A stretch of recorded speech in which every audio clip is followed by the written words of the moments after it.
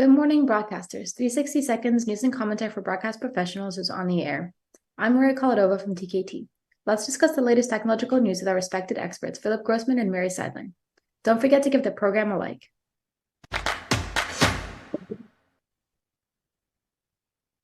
Ateliere is set to utilize HCLTech's digital transformation, platform integration, and cloud consulting expertise to expand its professional services and customer support.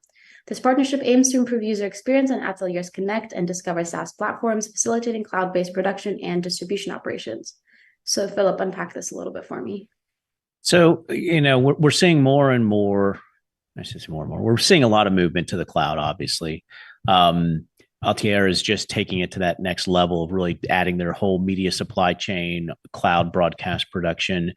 I'm always concerned, I guess, is a bit of a harsh word, but there's a lot of I think it was CIO magazine where they interviewed 1,000 or so, 2,000 CIOs, and they are all like 70% are still waiting for the return on their investment in their investment in the cloud. This may be a little different in the media supply chain, especially if you're a large organization, globally distributed. It makes sense to start looking at things that are sort of cloud-based because it allows you to distribute to multiple endpoints, reducing some of your storage requirements. So in those cases is very interesting. The fact that they're partnering with somebody else who has sort of a platform they're going to build on top, I think is a good way of doing it as opposed to trying to build it all yourself. All right, now moving on to Vicon. Vicon, in collaboration with Artanim and Dreamscape, will showcase its machine learning-powered markerless motion capture technology at SIGGRAPH 2023.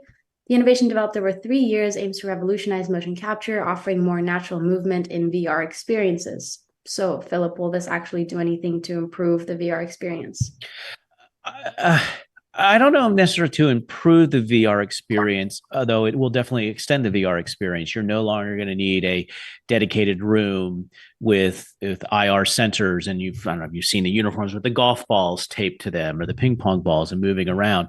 One of the things I find interesting about the technology and where it may extend into is in virtual interaction, for lack of a better term. If I want to do a VR movie with a friend of mine who lives halfway across the country, and I want to turn left or right and see them sitting there with me, this technology may help because they don't have to wear a suit. They don't have to wear that. They can actually capture that motion and use machine learning. And these are the things that I think that we're going to start seeing.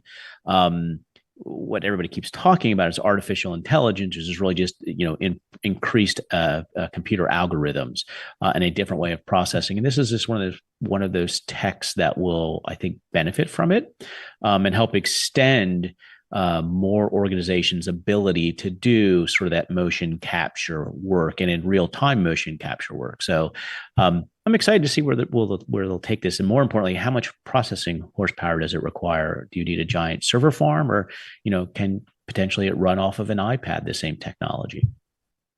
Got it. All right, now moving on to our big news of the day. Symphony Technology Group, or STG, and Francisco Partners are reportedly in talks to acquire media editing software maker Avid Technology, Inc.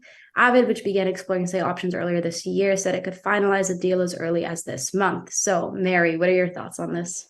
This is interesting. Gosh, I hate to say it. I remember Avid when it was just getting started, and now it's become this big company.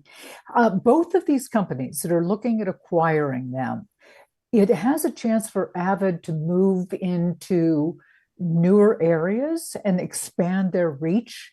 Now, both of these companies, for example, Symphony Technology, they do a lot of investments in companies that they perceive that there's a lot of growth potential.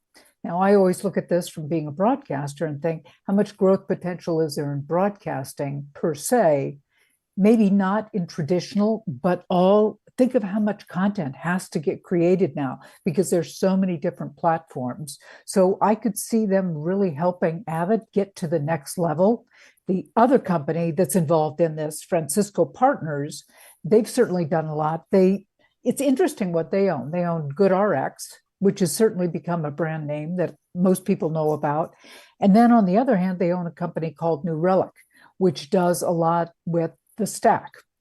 and helping companies monitor that. So if both of them have a stake in that company, I think that could be quite interesting. I'm curious why Avid decided to sell. Are they thinking about selling as a way to expand further, or they're just thinking, hey, now it's time for us to go do something else? So we'll see what happens. Avid's a great company, and I'm sure both of these companies, I have a lot of confidence that they would continue on and really help them. They have excellent reputations for, frankly, for how they treat employees too. So that's kind of cool. And Philip, what are your thoughts? Well, there's always that view. Is this going to be a chainsaw Al Dunlap move where they come in and break the company apart and sell it off in pieces, which could possibly be a good thing because Avid's core competency in edit is just, it's inundated in the television market. So that could be good. So it'll be interesting to see how this potential investment goes. Is it an expansion or is it a dissection? All right. Well, many thanks to our experts, Philip and Mary. And don't forget to comment on the news that we've discussed. We'll see you next Monday at the same time. Goodbye. Bye-bye. Bye.